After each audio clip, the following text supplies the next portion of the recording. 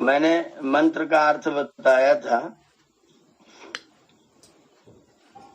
उसके बाद में स्वामी जी की भाषा यहाँ पर है। स्वामी जी लिख रहे हैं, यहाँ इन प्रमाणों के लिखने में तात्पर्य यही है कि जो ऐसे ऐसे प्रकरणों में ओंकार आदि नामों से परमात्मा का ग्रहण होता है वो लिखा है, तथा परमेश्वर का कोई भी नाम अनर्थक नहीं।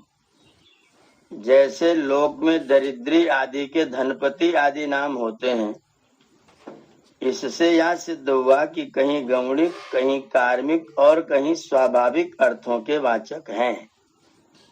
गौणिक का मतलब होता है गुण के आधार पर रखे गए। कार्मिक का मतलब होता है कर्म के आधार पर रखे गए। और स्वाभाविक का मतलब होता है स्वभाव के अनुसार रखे गए। कुछ नाम गुण के आधार पर हैं, जैसे वो दयालु है और उसका दया करना स्वभाव है, इसलिए वो स्वाभाविक और गौणिक दोनों हो गया। कुछ नाम कार्मिक है, जैसे सृष्टि करता है, तो सृष्टि करना, सृष्टि करता है तो कर्म के आधार पर उसका नाम हो गया। न्यायकारी होना उसका स्वभाव है, तो स्वभाव से न्याय करता है। तो कुछ परमात्मा के नाम ऐसे हैं जो गुण के आधार पर हैं, परमात्मा के कुछ नाम ऐसे हैं जो कार्मिक माने कर्म के आधार पर हैं, और कुछ स्वाभाविक है जो उसके स्वभाव के आधार पर हैं। बस ये बात जानना चाहिए कि परमात्मा का जो भी कर्म है, जो भी गुण है, वो उनका सब स्वाभाविक है। स्वाभाविकी ज्ञान बल क्रिया च। जीवात्मा का, परमात्मा का जो ज्ञान है, कर्म है, क्रिया है, वो सारा का सारा स्वाभाविक है। न घटता है, न बढ़ता है, न कम होता है, न ज्यादा होता है, न लंबा होता है, न चौड़ा होता है। जो कुछ जैसा भी है सृष्टि के आदि से वैसा ही है और सृष्टि के अंत तक वैसा रहेगा। जब सृष्टि ये वाली न रहेगी, प्रकृति हो जाएगी, तब भी वो रहेगा, और अगली बार जब होगा तब भी वैसा ही रहेगा। और इससे पहले जो सृष्टियां गुजर चुकी तब भी वैसा ही था। उसका कोई भी गुण कर्म कुछ भी बदलता नहीं है, उसका सब कुछ स्वाभाविक होता है। इसलिए स्वाभाविक तो परमात्मा के सभी नाम है। अब यहाँ कह रहे हैं कि ओम आदि नाम सार्थक है। इनका अर्थ है, सार्थक का मतलब जिनका अर्थ होता है वे सार्थक है। जैसे ओम खंग ब्रह्म ये शब्द मंत्र दिया था ऊपर, तो कह रहे ओम क्या है, तो अर्थ दे रहे अवतीत्योम। अवतीत्योम, जो अवति माने रक्षा करता है उसे ओम कहते हैं। तो ईश्वर के जो ओम शब्द है उसका मुख्य अर्थ है रक्षा करने वाला, और सामान्य अर्थ बहुत सारे हैं। सामान्य अर्थ है वो तृप्त होता है, वो सदा तृप्त रहता है, वो प्रकाशित है, प्रकाश करता है, रक्षक है, रक्षा करता है, ज्ञान गमन प्राप्ति, ये सब उसके स्वाभाविक गुण हैं। तो जो अर्थ है 19 मैंने आपको लिखाए थे पहले जब पढ़ रहे थे हम लोग, तो 19 धातुओं के आधार पर धातु के जो अवधातु है इसके 19 अर्थ लिखे हुए, और ये 19 अर्थ जो हैं वो सब परमात्मा के नाम के साथ में घटते हैं। तो उस नमस्ते जी, नमस्ते जी जी। अच्छा जी, मैं थोड़ा सा गुण और स्वभाव को जानना चाहता हूँ कि इसको थोड़ा अच्छे से समझा दीजिए। मुझे गुण और स्वभाव में संशय हो रहा है थोड़ा सा। जैसे मेरे अंदर गुण है कि मैं वक्ता हूँ जी, ये मेरा गुण है जी, लेकिन ये मेरा स्वभाव नहीं है। जी, इसलिए नहीं है क्योंकि मैं पहले वक्ता नहीं था। जी, मैं बाद में पढ़ते पढ़ते वक्ता हुआ हूँ, और साथ में और नई चीजें भी उसके साथ में मैं अपने व्याख्यानों में देश काल परिस्थिति कुछ और नया शास्त्राध्ययन, कुछ नए विचार, नई चीजें मेरी परिवर्तन होती रहती हैं। तो जो चीजें परिवर्तन होती रहती हैं बाद में आती हैं, फिर कभी लुप्त भी हो जाती हैं, कभी भूल भी हो जाती है, वो तो हमारा गुण है जी। और जो परिवर्तन कभी नहीं होता है, एक रस रहता है सदा, वो स्वभाव है। जी जैसे शरीर का स्वभाव है शरीर होना, मतलब नष्ट होना। तो जिस दिन से पैदा हुआ है उसी दिन से इसमें से कुछ न कुछ नष्ट हो रहा है, जी वो इसका स्वभाव है। जी अब इसका गुण है कि ये दान भी करने लग जाए, आपकी सेवा करने लग जाए, आपका सहयोग करने लग जाए, वो सब इसके गुण हैं जो बाद में आते हैं, नष्ट किए जा सकते हैं, छोड़े जा सकते हैं, पकड़े जा सकते हैं। जी। तो ये तो होता है गुण। और स्वभाव जो होता है वो बदलता नहीं है, परिवर्तित नहीं होता है, उसको छोड़ा पकड़ा नहीं जाता है। तो परमात्मा के जो गुण है वो तो सब स्वभाव भी है, लेकिन हाँ, हम बस लोग के जो गुण हैं वो परिवर्तन होते रहते हैं, बदलते रहते हैं, आते जाते रहते हैं।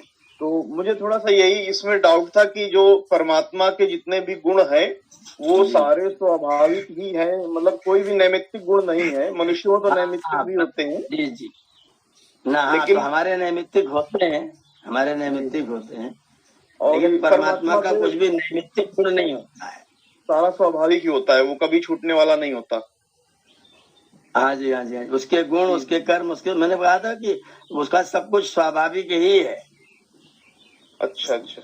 हम लोगों के पास में गुण आता जाता रहता है, बदलता रहता है, निमित्त से आता जाता है, घटता बढ़ता रहता है, पर परमात्मा का कुछ भी घटता बढ़ता बदलता नहीं, इसलिए उसका सब कुछ गुण भी स्वाभाविक है, कर्म भी स्वाभाविक है, स्वभाव भी स्वाभाविक ही है। जी। तो अगर सामान्य रूप से गुण की परिभाषा करेंगे तो गुण का मतलब है जो परिवर्तनशील है, निमित्त से आता है। जी। और स्वभाव का मतलब होता है जो उसके अंदर रहता ही है, वो कभी समाप्त नहीं होता है। जी। तो यहाँ ओम जो शब्द है, ओम सार्थक नाम है, तो कह रहे हैं अवति इति ओम। इसका मुख्य जो अर्थ है वो तो अवति है, अव माने रक्षा करना। परमात्मा का जो मुख्य नाम ओम है उसका मुख्य अर्थ है रक्षा करने वाला। और अन्य अनेक उसके अर्थ हैं जो धातु के अर्थ के आधार पर हैं। चाहे तो उसको आप लोग नोट भी कर सकते हैं और चाहे तो रिकॉर्डिंग में बाद में भी नोट कर सकते हैं। अब धातु का अर्थ है रक्षा, गति। गति के भी तीन अर्थ है, जान, गमन और प्राप्ति। एक अर्थ है कांति, चमकना और चमकाने वाली चीजों का निर्माण करना। एक अर्थ है प्रीति, सबसे प्रीति रखना। एक अर्थ है तृप्ति, स्वभाव से तृप्त रहना। हम लोग खाने पीने के बाद तृप्त होते हैं, वो स्वभाव से तृप्त है और दूसरों को भी अपनी कृपा से तृप्त करता है। फिर एक अर्थ है अवगम, अवगम माने जानना, तो वो जानता भी है और जतलाता भी है। फिर एक अर्थ है प्रवेश, जिसमें सब लोग प्रवेश करते हैं और जो सब में प्रविष्ट है, इसलिए परमात्मा का प्रवेश गुण है। एक अर्थ है श्रवण, वो सबकी सुनता है और सबको अपनी सुनाता है। स्वामी, स्वामी का मतलब होता है मालिक होना। स्व का स्व माने अपना, स्व माने स्वत्व द्रव्य पदार्थ, और उसका जो मालिक है वो स्वामी है, तो वो सारे जगत का स्वामी है। एक अर्थ है उसका अर्थ भी, अवधातु का अर्थ अर्थ भी है, वह हम सब लोगों का अर्थ है। अर्थ का मतलब प्रयोजन, जिसको हम प्राप्त करना चाहते हैं, तो परमात्मा हम सबका अर्थ है, हम उसे प्राप्त करना चाहते हैं। एक अर्थ है याचन, जिससे सब लोग याचना करें। एक अर्थ है क्रिया, जिसके कारण से जगत में सारी की सारी क्रियाएं हो रही हैं। एक अर्थ है इच्छा, जिसकी सब लोग इच्छा करते हैं। एक अर्थ है दीप्ति, दीप्ति माने चमकाना। एक अर्थ है अवाप्ति, अवाप्ति माने प्राप्त होना, वो सबको प्राप्त भी है, वो सर्वदा सबको प्राप्त है, इसलिए उसका एक अर्थ अवाप्ति भी है। एक अर्थ है आलिंगन, जो सबको अपने गले से लगा के रखता है। एक है हिंसा, जो दुष्टों के दंड का भी विधान करता है। दूसरा अर्थ है आदान, उससे सब लोग कुछ न कुछ लेते हैं, कुछ न कुछ ग्रहण करते हैं, उसकी कृपा प्राप्त करते हैं। एक अर्थ है भाव, भाव का मतलब होना, सत्ता, विद्यमानता। आज हम अगर इस शरीर में हमारी सत्ता है, हम यहाँ हमारी प्रेजेंस मेरे शरीर में अगर है, तो उसका कारण भी परमात्मा ही है। और एक अर्थ है वृद्धि, माने बढ़ना, वो सबको बढ़ाता है और सारे संसार को बढ़ने का जितना व्यवस्था है, सिस्टम है, प्रबंध है, वो सारा का सारा वो करता है। तो ये परमात्मा के ज्ञान गमन प्राप्ति को अगर हम लोग जोड़ देंगे तो 19 और 2 21 अर्थ पूरे अव धातु के होते हैं और 21 अर्थ उस परमात्मा के ओम शब्द के द्वारा ग्रहण होते हैं। अगर हम ओम शब्द बोलते हैं तो धातु अर्थ के अनुसार हम उसके 21 अर्थ बोलते हैं और अगर उसके द्वारा ग्रहण किए जाने वाले नामों को हम ग्रहण करते हैं तो फिर अकार से अनंत नाम, उकार से अनंत नाम, मकार से अनंत नाम गृहीत होते हैं। अभी जो अमित जी ने और आचार्य रामदेव जी ने जो निर्देश दिया है हम उसके बारे में भी चर्चा करें, बीच में बोलता रहूंगा मैं। कौन से नाम को इन तीनों कोटियों में से किस कोटि में रखना चाहिए, ये डिवाइडेशन, ये सूची अगर हम लोग बनाएंगे तो अभी तक किसी ने नहीं बनाई है और ये बननी चाहिए। बनेगा तो बहुत उपयोगी होगा और भी नाम उसके साथ और भी जुड़ जाएंगे, लेकिन कम से कम जो महर्षि ने व्याख्या की है उन नामों को तो हम इन 3 अर्थों में अकार उकार मकार के अर्थ में जोड़ ही सकते हैं। ये बहुत दिव्य काम है। जी जी जी। आचार्य जी, ये जो एक शब्द अत है ना, अत धातु जिससे आत्मा शब्द बना है, तो इसके अर्थ भी यही माना जाता है, ज्ञान, गमन और प्राप्ति। तो ये मेरी वाली आत्मा या परमात्मा वाली आत्मा, ये इसमें भेद है क्या? नहीं, आत्मा शब्द दोनों के लिए ही है, परमात्मा और आत्मा दोनों के लिए ही है जी। बस जब हम दोनों का भेद करना चाहते हैं तो उसके साथ में परम जोड़ देते हैं जी। हाँ, जैसे यह आत्मा हम लोगों के शरीर में जो हम लोग हैं, यह आत्मा है, यह आत्मा शरीर में है, शरीर का स्वामी है, शरीर की मिल्कियत है। ऐसे ही परमात्मा का पूरा ब्रह्मांड ही शरीर है, इसलिए वो सारे जगत का आत्मा है। इसलिए संध्या में पढ़ते सूर्य आत्मा जगतस्तुष्च, जो जगत है, जो चल रहा है और जो ठहरा हुआ है, उन सब का आत्मा वही प्रकाश स्वरूप परमात्मा है जी। तो आत्मा शब्द धात्वर्थ के अनुसार दोनों ही आत्मा के लिए ग्रहण होगा, परमात्मा के लिए भी और आत्मा के लिए भी। तो आत्मा को से अर्थ भी कुछ जाना चाहिए ना, जिसके कारण हमें कुछ भेद हो जीवात्मा में और परमात्मा में। हाँ, जीवात्मा में परमात्मा में भेद कुछ है। जैसे हम लोग सच्चित हैं, सत और चित हैं जी, चेतन है और सदा से जी। हाँ, और परमात्मा सच्चित आनंद भी है जी। तो उसका जो आनंद करने का गुण है वह हम लोगों की अपेक्षा से एकदम अतिरिक्त है, अलग है। हम लोग न्याय कर सकते हैं लेकिन उसका न्याय करना स्वभाव है जी। हम लोग दया कर सकते हैं, उसका दया करना स्वभाव है। हम लोग शरीरों में आते जाते हैं और उसका आना जाना कहीं नहीं होता, वो सदा से रहता है, सदा से है जी। इस तरह से जीव में और ब्रह्म में अंतर है। क्रियाओं में उसकी सर्व सामर्थ्य है, हमारी अल्प सामर्थ्य है। हमारी सब चीजें निमित्त से हैं, उसकी सब चीजें स्वभाव से हैं। आचार्य जी, ये थोड़ा सा आगे जो हमारी समानता में क्या क्या है आत्मा और परमात्मा में, कुछ सिमिलरिटीज। जी जी, हाँ जी, बिल्कुल बिल्कुल बिल्कुल। तो जैसे परमात्मा सत्य है, हम भी सत्य हैं जी। परमात्मा सत्य है, हम भी सत्य हैं जी। परमात्मा चित्त है, हम भी चित्त हैं जी। परमात्मा अनादि है, हम भी अनादि हैं। परमात्मा अनंत है, हम भी अनंत हैं। परमात्मा में ज्ञान है, हमें भी ज्ञान है। इस तरह से अनेक समानताएं भी हमें और उसमें है। आचार्य जी, ओम जी, हम उसके अंशी हो गए। यही गलती हो जाएगी जी? यही गलती हो जाएगी अगर ऐसा कह देंगे तो। अच्छा, इसलिए गलती हो जाएगी क्योंकि जो अंशी और अंश होते हैं ना जी, उनमें जब अंश निकल जाता है तो अंशी कम हो जाता है।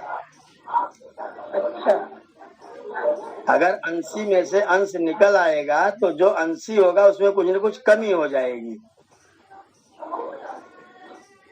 अगर हम अंश लोग उस अंशी में से थोड़े से निकल गए तो फिर अंशी की जो पूर्णता होगी वो समाप्त हो जाएगी।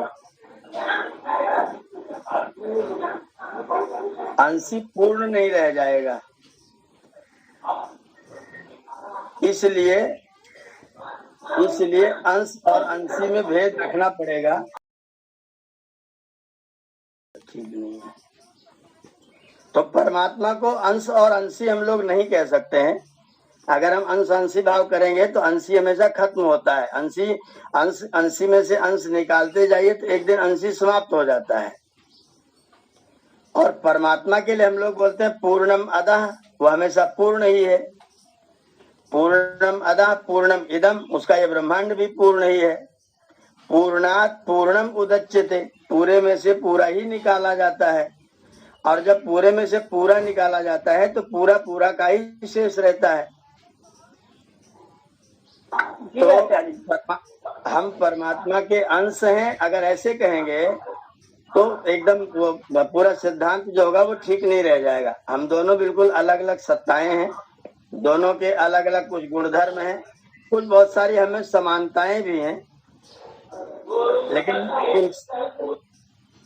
उन समानताओं के कारण से अंश अंशी भाव सिद्ध नहीं होता है। परमात्मा एक अखंड सत्ता है, जीवात्मा भी एक अखंड सत्ता है। अखंड में से खंड नहीं निकला करता कभी भी, इसलिए परमात्मा के हम अंश हैं ऐसा नहीं कहना है, ऐसा कहना उचित नहीं है। आचार्य जी उसमें ईशोपनिषद में 8वें मंत्र में थोड़ा सा इसको बताया गया है कि अव्रणम अस्नाविरम, मतलब उसमें छिद्र नहीं है, ना ही कोई वो है अलग खंड खंड में है। परमात्मा का पूरा विशेषण बताया गया, सह परि अगाध जी। वह परमात्मा सर्वत्र गया हुआ है और हम एकत्र गए हुए हैं जी। सह परि अगाध, वो सब जगह व्यापक है। इस समय जितने लोग हम सब जुड़े हुए अलग अलग स्थान से हैं, लेकिन वो सब में है और हम सब अलग अलग स्थान पर हैं जी। सपरि अगाध, वो शुक्र है, हम शुक्र नहीं है। शुक्र वो अकाय है। हाँ, वो अकाय है, उसमें कोई काया नहीं है। हमारे पास काया है, हमारी काया में व्रण हो जाता है, छिद्र हो जाता है, काया हमारी कट जाती है, उसका कुछ भी कटता पिटता नहीं है। हम स्नाबी हैं, स्नाबी माने स्नायु तंत्र में रहने वाले हैं। जी जी जी। वो अस्नाबीर है, जिसमें कोई स्नायु तंत्र में वो आता ही नहीं है।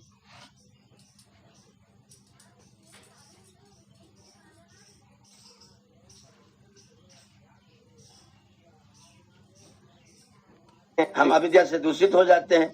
वो अब हम उसकी, वो मनीषी है, हम मन के गुलाम हैं। वो परिभू है, सर्वत्र व्यापक है, हम एकत्र एक स्थान पर हैं। वो स्वयंभू है, हमें शरीर में लाया गया है, शरीर से ले जाया जाता है। याथा तथ्यता अर्थान व्यदधात, जो जहाँ जैसा उचित था वैसा उसने अर्थों का विधान किया है, मैं उसके अर्थों का ही अनर्थ करने लग जाता हूँ जी। तो हमें और उसमें अनेक प्रकार के भेद हैं और कुछ प्रकार की समानताएं भी हैं जी। अच्छा जी, ये मंत्र इतना प्यारा लगता है, मतलब ये सबको एक बार पढ़ना चाहिए, मतलब चिंतन करना चाहिए। बहुत अच्छा मंत्र है ये, ईश्वर के स्वभाव को जानने के लिए, ईश्वर को अपने से अलग बोध करने के लिए मंत्र बहुत अच्छा, बहुत सारा जी। धन्यवाद आचार्य जी। सपरिगाक्षुपकायमव्रणमस्नाविरं शुद्धम पाप विद्धम कबीर मनीषी परिभू स्वयंभूर याथा तथ्यतोर्थान व्यदधात शाश्वतीभ्यः समाभ्यः। हम लोग सत्यार्थ प्रकाश को एक बार पढ़ ले रहे हैं, उसके बाद में फिर हम लोग धीरे धीरे उपनिषद भी ऐसे मिलकर के पढ़ेंगे। सारे उपनिषद पढ़ लेंगे तो जो भ्रम फैला हुआ है चारों तरफ, सारा भ्रम अपने आप दूर हो जाएगा और ब्रह्म की उपस्थिति हमारे सामने ज्यादा अच्छे तरीके से हो सकेगी जी। तो परमात्मा के नामों में पहला नाम जो था वो ओम नाम है, जो सारे नामों से अलग है, सारे नामों से विलक्षण है और सारे नाम इस एक नाम के अंदर समाहित भी हो जाते हैं। और उसका मुख्य अर्थ अव का रक्षा करना है, लेकिन बाकी साधारण अर्थ मैंने आपको 21 बताए हैं जो धातु के अर्थ हैं। जो महर्षि पाणिनि ने धातु पाठ में अव धातु लिखी जिससे ओम शब्द को सिद्ध किया है, उस धातु के 21 अर्थ हैं और वो सारे 21 अर्थ परमात्मा के अंदर स्वाभाविक रूप से विद्यमान होते हैं, इसलिए परमात्मा का नाम ओम है। फिर उसका नाम खम भी है। खम खम क्यों है? बोले आकाश में व्यापकत्वात्, जैसे आकाश सर्वत्र व्यापक है, वैसे ही परमात्मा खम है, क्योंकि वो भी सर्वत्र व्यापक है। ये सर्वत्र व्याप्त होना इसका उकार है, उकार से गृहीत होने वाला नाम है। इसको उकार की श्रेणी में लिख दीजिएगा। व्यापक होने वाला, सर्वत्र रहने वाला, तो सर्वत्र विद्यमान है, इसलिए उसका नाम खम है। फिर कहा उसका नाम ब्रह्म भी है। तो ब्रह्म क्यों है? तो बोले सर्वेभ्यो बृहत्वात्, क्योंकि सबसे बड़ा है, वह परमात्मा सबसे बड़ा है। यहाँ उसकी विशालता द्योतित हो रही है, उसका बड़प्पन द्योतित हो रहा है। तो ब्रह्म को आप आकार के साथ में जोड़ दीजिएगा। विराट अग्नि विश्व वाले लाइन में ब्रह्म को भी लिख दीजिएगा। तो परमात्मा बड़ा होने के कारण ब्रह्म है, और सर्वत्र सबके साथ समाहित होने के कारण, सदा रहने वाला होने के कारण वो खम है, और सबकी रक्षा करता है, सबको तृप्त करता है, सबको ज्ञान देता है, सबको ज्ञान कराता है। जगत में जितने चमकीले पदार्थ हैं सबको चमकाता है। और अगर वो वंदना की कविताएं जो प्राइमरी में पढ़ी थी वो ध्यान हो, तो जिसने सूरज को चमकाया, जिसने सूरज चांद बनाया, जिसने चिड़ियों को चहकाया, जिसने फूलों को महकाया, हम उस ईश्वर के गुण गाएं, उसके दर पर शीश झुकाएं। तो ये सारे काम ईश्वर करता है, इसलिए उसका नाम हम लोग ओम जानते हैं। वो ओम है, सर्वत्र व्यापक है, इसलिए वो खम है, और सबसे बड़ा है, विशाल है, इसलिए हम उसको ब्रह्म के नाम से जानते हैं। दूसरा प्रमाण था ओम इत्येतद् अक्षरम उद्गीतम उपासित। इसका अर्थ स्वामी जी लिख रहे हैं, ओम जिसका नाम है और जो कभी नष्ट नहीं होता, अक्षर है, अक्षर, अक्षर नक्षरति, जो कभी नष्ट नहीं होता, उसी की उपासना करनी योग्य है, अन्य की नहीं। उसी ईश्वर की उपासना करनी चाहिए जिसका कभी विनाश नहीं होता। वो ओम है, जिसका नाम ओम है, उसी वही उपासना करने के लायक है, इसलिए उसका नाम ही उद्गीत है। उद्गीत माने उद्गायन्त्यम, जिसको सब लोग मिल करके जोर जोर से जिसका गान करते हैं, जिसका गान ही करते हैं, उसका नाम है उद्गीत। उस उद्गीत को जिसको सब लोग गाते हैं, उसकी उपासना हम सब लोगों को करनी चाहिए। वो अक्षर है,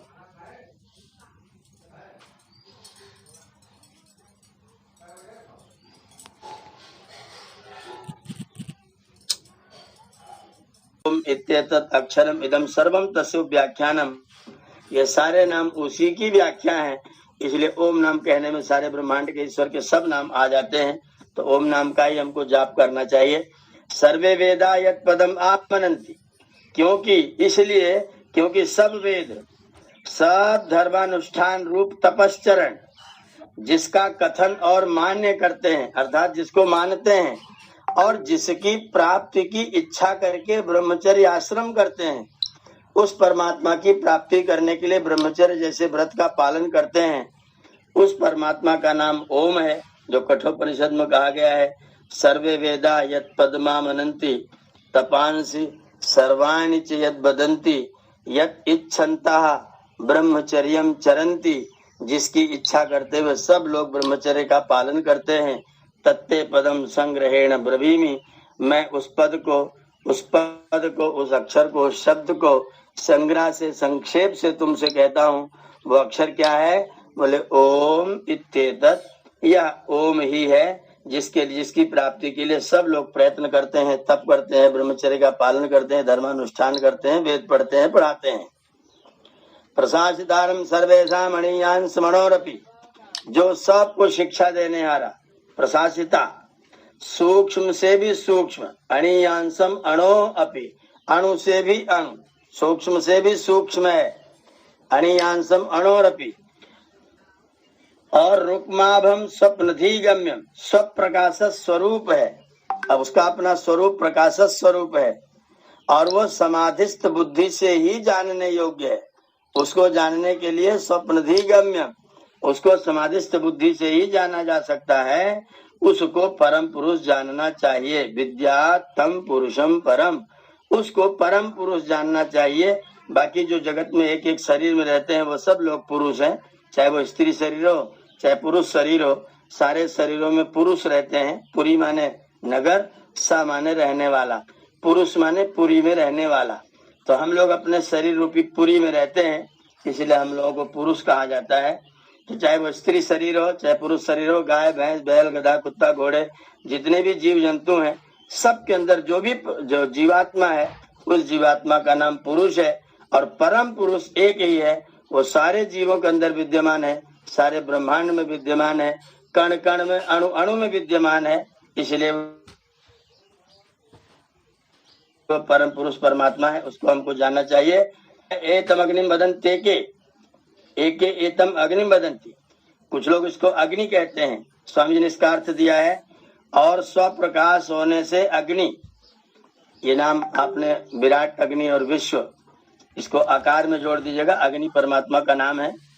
विज्ञान स्वरूप है, मनन करके बुद्धि पूर्वक ज्ञान पूर्वक अपने सारे के सारे कार्यों को करता है।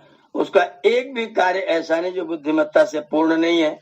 लोगों ने कहा कि कद्दू जो होता है इतना बड़ा होता है, उसका पौधा जमीन पर उगा दिया, और जामुन इतना छोटा सा है उसको इतना ऊंचा कर दिया। भगवान को बनाने का सहूर नहीं था, ये सोचता सोचता जामुन के पेड़ के नीचे सो गया। अब जामुन एक छोटा सा टूटा और उसकी नाक पर गिरा, इसकी नींद खुल गई। उसने कहा, हे भगवान तुम बड़े ज्ञानी हो, अगर तुमने कद्दू पर लटकाया होता और वो मेरी नाक पर गिरा होता तो मेरी नाक का क्या होता। इसलिए तुम बहुत समझदार हो, तुमने बिल्कुल ठीक रचना की हुई है। तो परमात्मा की जो भी रचना है बड़े विज्ञान पूर्वक है, बड़े चिंतन पूर्वक है, इसलिए परमात्मा का नाम मनु है। इसको आप उकार में जोड़िएगा, मनन करना उसका स्वभाव है, वो मनु है और मनन करके संसार की प्रत्येक रचना को मनु बन करके करता है। तो ये परमात्मा मनु है, विज्ञान स्वरूप होने से वो मनु है और सबका पालन करने से प्रजापति है। जगत में जितने भी प्राणी हैं, जो भी जगत है, उन सारे के सारे जगत का वो पालन करता है, इसलिए वो प्रजापति है। ये भी उकार के अंदर समाहित होगा, जो स्थिरता का द्योतक है, रुकने का द्योतक है, रहने का द्योतक है। तो प्रजापति है वो परमात्मा, ये भी उकार के अंदर लिखेंगे। परमैश्वर्य वाला, उसके अंदर अनंत ऐश्वर्य है, उस ऐश्वर्य के कारण से उस परमात्मा का नाम इंद्र है। इंद्र होना, इंद्र वास्तव में जो है उसका अर्थ है जो इंद्र इंदते ऐश्वर्यवान भवती थी इंद्र, अथवा यास्क ने निरुक्त में बड़ी सुंदर व्याख्या की हुई है, इंदव रमते असौ इंद्र, जो किरणों के बीच में रमण करता है, आनंद के बीच में रमण करता है, इसलिए वो इंद्र है। और इंदु में किरणों में रमण करता है, इसलिए इंद्र सूर्य का भी नाम है। तो इंद्र नाम को भी परमात्मा के उकार में ही जोड़ के रखिएगा। परमेश्वर वाला होने से वह इंद्र है, सबका जीवन मूल होने से वह प्राण है, उसको हम लोग प्राण भी कहते हैं। प्राण इसलिए है क्योंकि वो जैसे हमारा इस शरीर में रहने के लिए हमारे प्राण की आवश्यकता होती है, वैसे पूरे ब्रह्मांड में रहने के लिए परमात्मा के प्राण की आवश्यकता होती है। वह परमात्मा सारे जीवों के जीवन का मूल है, इसलिए वह परमात्मा प्राण है।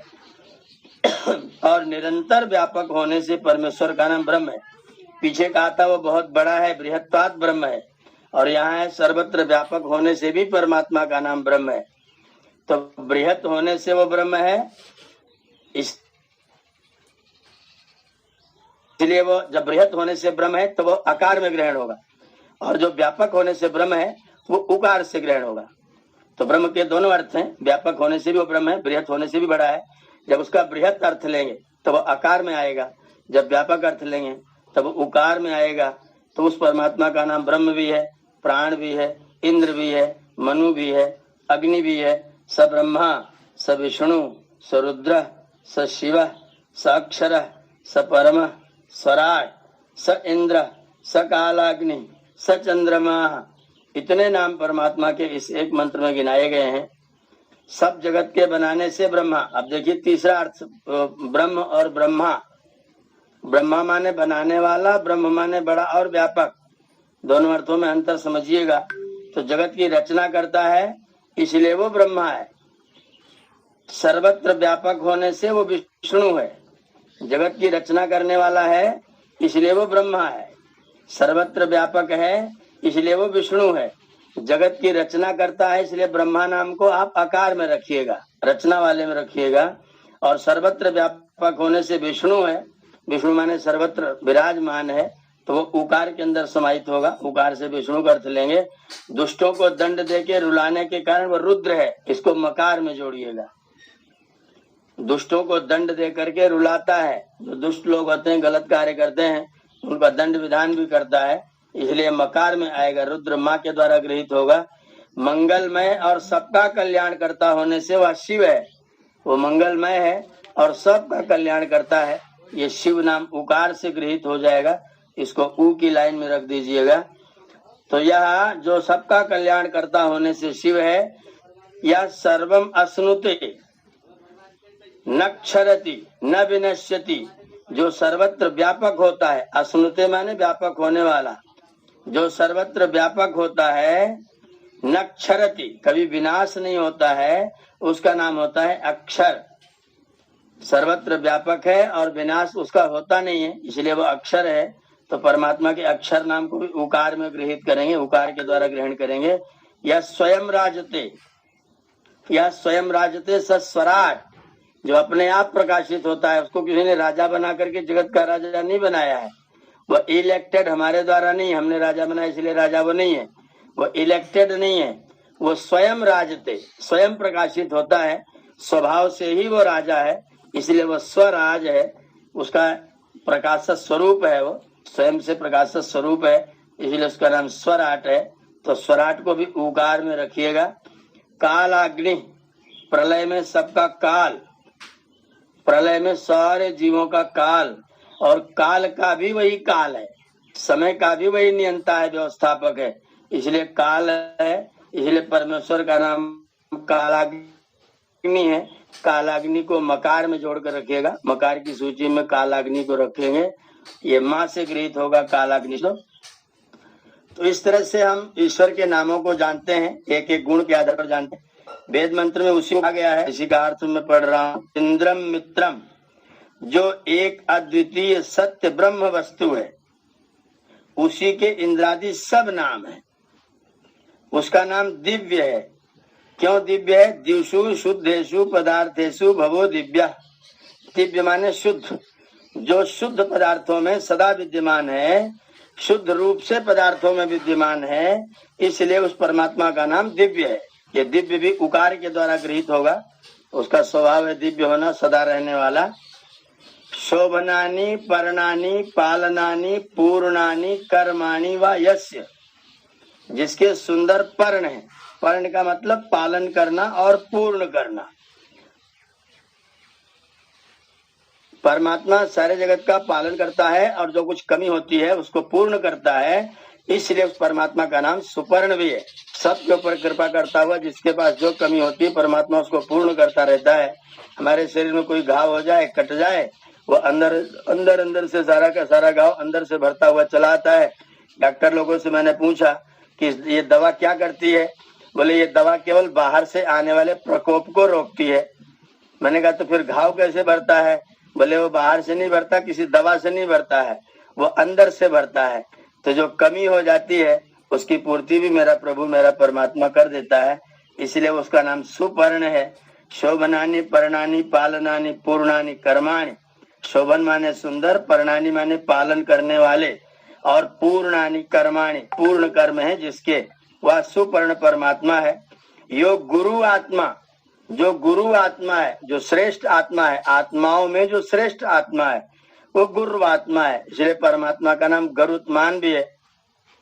ओम आचार्य जी वो भी आत्मा ही है, लेकिन वो पूरे ब्रह्मांड का आत्मा है, इसलिए उसका नाम गुरु आत्मा है।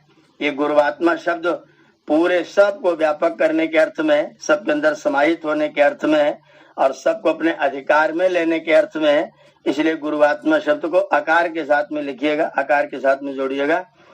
यो मातरिश्वा, मातरी मातरी अंतरिक्षे, स्व माने वर्धते, मातरी अंतरिक्षे श्वेते वर्धते असौ मातरिश्वा, जो अंतरिक्ष में व्यापक होता है। ये कह रहे मातरिश्वा वायुरिव, अंतरिक्ष में व्यापक होने वाले वायु के समान जो बलवान है वह मातरिश्वा है।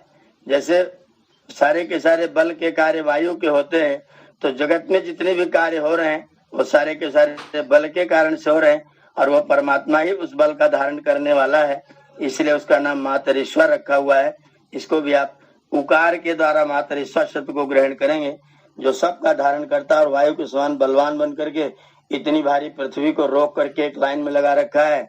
सूरज भी अपनी कीली पर घूमता रहता है। चंद्रमा पृथ्वी का सैटेलाइट है, पृथ्वी का उपग्रह है, और पृथ्वी को घूमता घूमता सूरज का भी चक्कर काटता रहता है। वो अपनी माता पृथ्वी का भी चक्कर काटता रहता है और उसके बाद फिर सूरज का भी चक्कर काटता रहता है। तो इस प्रकार से जो चंद्र है, जो चक्कर काटने वाला है, व्यवस्था बनाने वाला है, सबको वायु के समान सबको बलपूर्वक सुरक्षित और संरक्षित करने वाला है, वो मातरीश्वर परमात्मा है। जो प्रकृति आदि दिव्य पदार्थों में व्याप्त सुपर्ण, जिसके पालन और पूर्ण कर्म है, जिसका आत्मा अर्थात स्वरूप महान है, जो वायु के समान अनंत बलवान है, इसलिए परमात्मा के दिव्य, सुपर्ण, गरुत्मान और मातरीश्वर ये नाम है। शेष नामों का अर्थ हम लोग आगे लिखेंगे। तो कह रहे हैं भूमि रसी, भूमि रसी, तुम भूमि हो। भूरसी, भूमि रसी, अदिति रसी, मंत्र जो नीचे दिया गया था, कह रहे हैं परमात्मा भूमि है, जिसमें सभी भूत प्राणी होते हैं, निवास करते हैं, उसका नाम भूमि है। तो परमात्मा में सभी प्राणी निवास करते हैं, इसलिए परमात्मा का नाम भूमि भी है। शेष नामों का अर्थ आगे लिखेंगे, वो व्याख्या में आएगा। इसमें इंद्र परमेश्वर ही, इंद्रो मन्ना जो मंत्र था, मैंने इसका अर्थ उस दिन बताया था। स्वामी जी लिख रहे हैं इसमें इंद्र परमेश्वर ही का नाम है, यह प्रमाण लिखा हुआ है। जैसे प्राण के वश में सब शरीर इंद्रियां होती हैं, वैसे परमेश्वर के वश में सारा जगत रहता है। ये प्राणाय नमो यस्य सर्वम इदम वशे यो भूता सर्वस्य ईश्वरो यस्मिन् सर्वम प्रतिष्ठितम।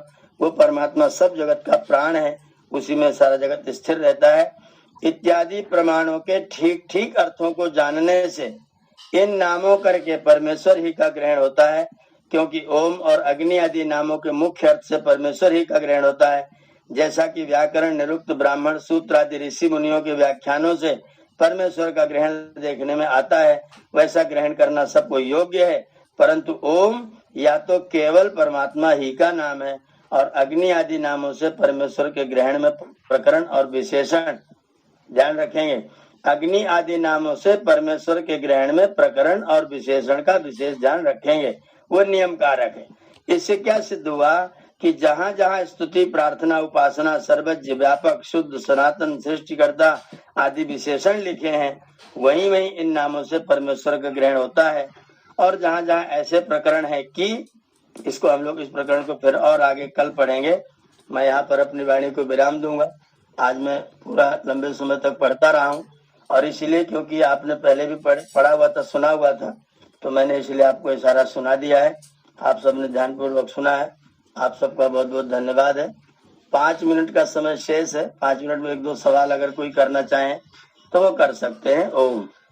अच्छा जी, एक छोटी सी शंका और है जी। तो एक जो परम शब्द है ना, जो ईश्वर के लिए आया है परमात्मा, जिसका अर्थ मतलब सूक्ष्म, जो सूक्ष्म है ना, उसी के लिए परम बोला गया है। हाँ जी, हाँ जी, हाँ जी। तो आचार्य जी, ये जो सूक्ष्म शब्द है, ये मुझे लगता है ये साकार वस्तुओं के लिए आता है, फिर परमात्मा के लिए क्यों यूज किया गया? नहीं, वो उसके लिए जहाँ भी विशेषण के रूप में यूज करेंगे तो सूक्ष्माति सूक्ष्म उसको कहते हैं। मतलब जितने जिन पदार्थों को हम सूक्ष्म कह सकते हैं, उनमें भी जो अति सूक्ष्म है, जिन जैसे आप कह रहे जो पदार्थ है परमाणु से लेकर के और बड़े पर्यंत, इन सारे को हम सूक्ष्म विशेषण के द्वारा बनाते हैं। पर इन सूक्ष्मों से भी जो अत्यंत, उसको जो भी शब्द देना चाहें, सूक्ष्म कहें, लघु कहें, सर्वत्र व्यापक कहें, शक्तिमान कहें, वो इन पदार्थों की श्रेणी से एकदम अलग। आहूजा साहब माइक बंद रखिए, आहूजा साहब, आलोक जी, दोनों माइक खुले हुए। सूक्ष्म और स्थूल वगैरह या बृहद, ये सारी चीजें जो नाम है, ये मतलब साकार वस्तुओं के लिए ही यूज हुआ है ऐसा? हाँ जी, बिल्कुल निराकार बिल्कुल हुआ है, लेकिन इन शब्दों का प्रयोग साकार या बड़े पदार्थ के दृष्टिकोण से इनका नाम लिया गया है जी। परमात्मा के लिए ये सब विशेषण छोटे होते हैं, तुच्छ होते हैं, और सही बात यह है कि उसका जो यथार्थ है, सही अर्थ है, जिसको पूरा कहने वाली बात आए, ऐसा कोई शब्द नहीं, वो शब्द की सीमा से परे है। इसलिए वो केवल विशेषता बताने के लिए, आपको समझाने मात्र के लिए उसको सूक्ष्म पदार्थों के दृष्टिकोण से अधिक सूक्ष्म इतना ही कहा गया है। पर यह समझना चाहिए कि वो सूक्ष्म और बृहद दोनों की सीमा से परे की चीज है। जी जी बहुत सुंदर। जी सुनील जी, मात्र एक प्रश्न का समय है, अंतिम प्रश्न सामान्य का प्रश्न बन रहा है, जिज्ञासा हो रही है। जो हम लोगों के सामान्य व्यवहार में, लौकिक में ये चलता है, जैसे छोटा बच्चा है या हमारे बच्चे हैं, वो हमारा नाम लेके नहीं बुलाते हैं, हमारे एक संबंध का नाम एक अन्य नाम से, पापा हो गया, मम्मी हो गया, या आपको आचार्य जी कह दे रहे हैं, नाम नहीं ले रहे हैं। ये सामान्य जो लौकिक में चल रहा है।